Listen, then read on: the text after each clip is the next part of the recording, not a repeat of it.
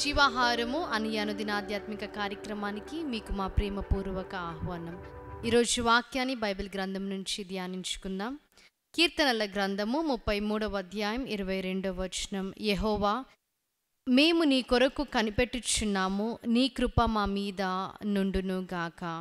దేవుని కొరకు కనిపెట్టుకొని ఉండే వారముగా మనం ఉండాలి. వాక్యంలో మనం చూచినట్లయితే అదే అధ్యాయము 11వ వచనంలో ఆయన సంకల్పములు తరతరములకు ఉండును అని వాక్యం సెలవిస్తుంది. ఆయన ఆలోచనలు సదాకాలము ఉండును అంటే ఒక సంవత్సరం మాత్రమే కాదు, లేదా 2 సంవత్సరాలు మాత్రమే కాదు, కానీ ఆయన సంకల్పములు తరతరములు ఉండును అని వాక్యం సెలవిస్తుంది.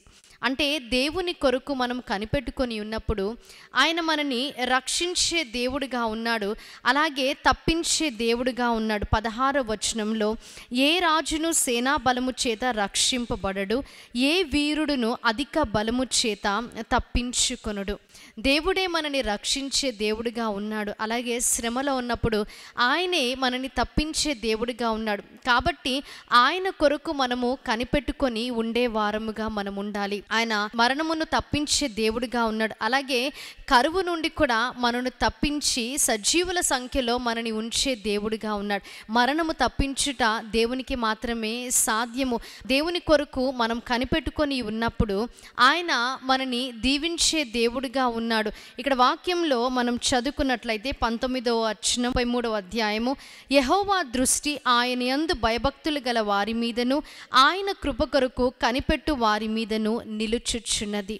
ఆయన దృష్టి అంట మన మీద, అంటే మనం ఎప్పుడైతే భయభక్తులు కలిగి జీవిస్తామో, ఎప్పుడైతే ఆయన కొరకు కనిపెట్టుకునే వారముగా మనం ఉంటామో, మరి ఆయన దృష్టి మన మీద ఉంటుంది అని వాక్యం సెలవిస్తుంది. కాబట్టి మనము దేవుని కొరకు కనిపెట్టుకొని ఉండే వారముగా ఉండాలి. అప్పుడే ఆయన కృప వెంబడి కృపను మనకు దయచేసే దేవుడిగా ఉన్నాడు. కాబట్టి దేవుని దగ్గరికి మనము వచ్చి ఆయన కొరకు కనిపెట్టుకొని ఉండే వారముగా మనం ఉండాలి. 21వ వచనంలో మనం చూచినప్పుడు, మన ప్రాణము యెహోవా కొరకు కనిపెట్టుకొనుచున్నది, ఆయనే మనకు సహాయమును మనకు కేడమునై ఉన్నాడు. ఆయనే మన సహాయము, మనని తప్పించేవాడు, మనని రక్షించేవాడు అని వాక్యం సెలవిస్తుంది. కాబట్టి దేవుని యందు కనిపెట్టుకొని ఆయన సహాయాన్ని మనము కోరుకుందాం. ఇటు వాక్య వర్తమానాన్ని దేవుడు మీ వినికిడిలో హృదయంలో భద్రపరిచి దీవించి ఆశీర్వదించునుగాక. ఆమేన్. ప్రార్థన చేసుకుందాం.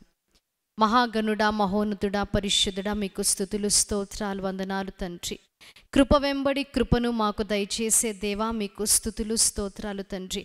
వాక్యం ద్వారా మీరు మాతో మాట్లాడి ఉన్నారు. అవును తండ్రి, దేవా, మీ కొరకు మేము కనిపెట్టుకొని ఉన్నప్పుడు మీరు రక్షిస్తానని, తప్పిస్తానని, దేవా, మరణము నుంచి విడిపిస్తానని, అలాగునే తండ్రి దేవా మీరు దీవించి ఆశీర్వదిస్తానని తండ్రి వాక్యం ద్వారా మీరు మాట్లాడి ఉన్నారు. అందుని బట్టి మీకు స్తుతులు.